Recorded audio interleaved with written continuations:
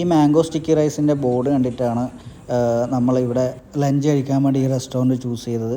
അപ്പോൾ ആദ്യം തന്നെ മാംഗോ സ്റ്റിക്കി റൈസ് നമ്മൾ ഓർഡർ ചെയ്തു. പിന്നെ മെനു നോക്കിയിട്ട് കുറച്ച് ഫ്രൈഡ് റൈസും സ്പെഷ്യൽ ഫ്രൈഡ് റൈസും പിന്നെ ടോമിയം സൂപ്പൊക്കെ ഓർഡർ ചെയ്തു. ഫസ്റ്റ് തന്നെ മാംഗോ സ്റ്റിക്കി റൈസ് വന്നു. ഇത്രനാളും തായ്ലൻഡിൽ കഴിച്ചതിൽ വെച്ചിട്ട് ഏറ്റവും നല്ല അടിപൊളിയായിട്ടാണ് തോന്നിയത്. കാരണം ഈ കോക്കനട്ട് മിൽക്കിൻ്റെ ആ ഒരു കൺസിസ്റ്റൻസി സൂപ്പറായിരുന്നു. ബാക്കി എല്ലാ സ്ഥലത്തും കുറച്ച് ലൂസായിട്ട് തോന്നി, ഒരു വെള്ളം പോലെയുള്ളൊരു ടേസ്റ്റായിരുന്നു. ഇത് സൂപ്പറായിരുന്നു. വൈശാഖ് ഈ മാംഗോ സ്റ്റിക്കി റൈസ് സ്റ്റിക്കിനെ കൊണ്ട് കഴിക്കാൻ വേണ്ടി ട്രൈ ചെയ്യുന്നു. അവിടെ എല്ലായിടക്കും ഇങ്ങനെ ടേബിളിൽ വെച്ചിട്ടുണ്ട് ഈ സ്റ്റിക്ക്. അപ്പം നമ്മൾ ആ ഫുൾ പോർഷൻ കഴിച്ച് തീർത്തിട്ടും അവൻ്റെ ശ്രമം സക്സസ് ആയില്ല.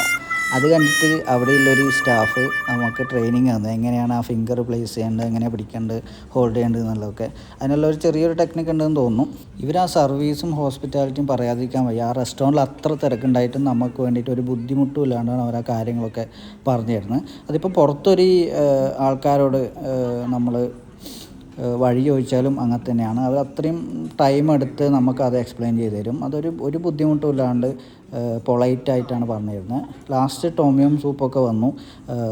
വൈശാഖ് പിന്നെ സൂപ്പ് വരെ ഇതിനെ കൊണ്ടാണ് കഴിച്ചത്. ഫുൾ എക്സ്പേർട്ടായി. പ്രശ്നം എന്താ വെച്ചാൽ നമ്മൾ പിന്നെ ഫ്രൈഡ് റൈസ് ഒക്കെ വന്നു. അതിൻ്റെ ഒന്നും വീഡിയോ എടുക്കാൻ പറ്റിയില്ല. കാരണം നല്ല വിശപ്പും ആക്രാന്തം ഉണ്ടായിരുന്നു.